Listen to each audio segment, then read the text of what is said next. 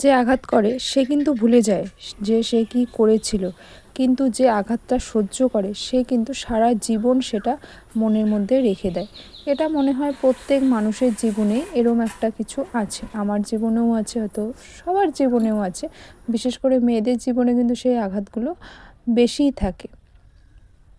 তো hello everyone, আমি তাপসী আবারও চলে আসলাম আমার ছোট্ট একটা মিনি ব্লগ নিয়ে। যে যেখান থেকে আমার ব্লগটি দেখছো অবশ্যই কমেন্ট করে যেও, আর কে কোথা থেকে দেখছো জায়গার নামটি বলে যেও। একটা ব্যস্ততম দিন, মানে খুবই ব্যস্ততম দিন ছিল আমার কাছে।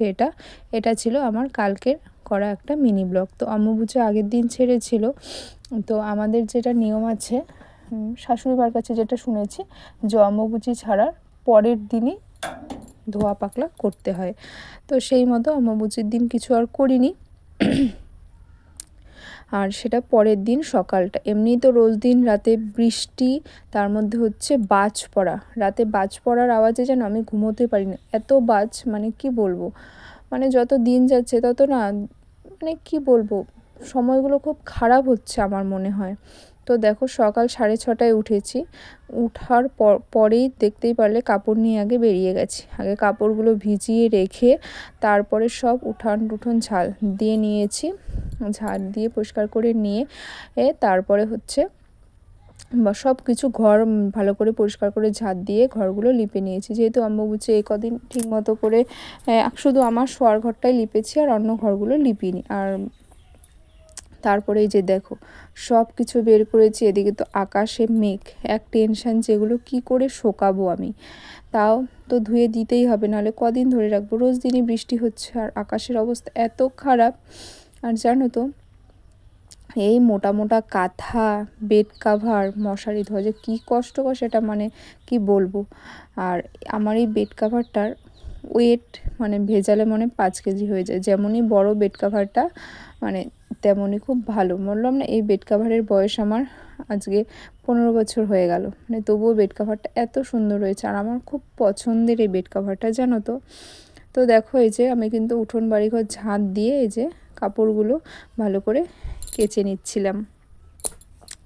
আর আমাদের মেয়েদের জীবনটা এরকম, জানো, মানে কাজ করেই খেতে হবে। একবেলা যদি তুমি অসুস্থ হয়ে পড়ে থাকো, তোমাকে এক মুঠ ভাত দেওয়ার মতো তো দূরে কথা, এক গ্লাস জল ভরে দেওয়ার মতো কেউ থাকে না। আমার জীবনটাও সেরকম। মাঝে মাঝে কি হয় জানো, রান্না করতে ইচ্ছে করে না বা কোনো কাজই করতে ইচ্ছে করে না, কিন্তু ওই যে কপালে লিখন, কেউ তো নেই যে সাহায্য করবে। এর থেকে খারাপ দিন পেরিয়ে এসেছি। সেই প্রেগনেন্সি জার্নি বলো, তারপরে মেয়ে হওয়ার পরে বলো, মানে সব কিছু আমাকে নিজের হাতেই করে খেতে হয়েছে। প্রেগনেন্সি জার্নিতে মাকে আর কতদিন বলবো, মা এটা করে দিও, এটা করে দিও। ওই নিজেই কী করতাম, করে খেতাম যেটা খেতে ইচ্ছে করতো। তো জানো তো, খুব কষ্ট হতো। তো মেয়েদের জীবনটাই হয়তো এরকম। তারপরে দেখো কাপড় চোপড় কিন্তু আমার কাচা হয়ে গেছে, ওগুলো সব মেলে দিয়েছি। মেলে দিয়ে এই যে বারান্দাটা, কদিন তো মাটি দিয়ে নাকি লিপা মোছা করা যায় না, আর তার মধ্যে রোজ দিন বৃষ্টি হচ্ছে, এই জন্যই দেখতে পাচ্ছ শ্যাওলা পড়ে গেছে। রোজ দিন বৃষ্টি হলে আর কি হবে। তারপরে আমি কিন্তু এই বারান্দাটাও লিপে নিচ্ছিলাম। আর মাটির ঘর লিপে রাখলে না খুব সুন্দর লাগে দেখতে, জানো তো। আমি একটা দিদিভাইয়ের ব্লগ সেদিন দেখলাম, দিদিভাইটা এত সুন্দর লিপেছে, মানে কি বলবো।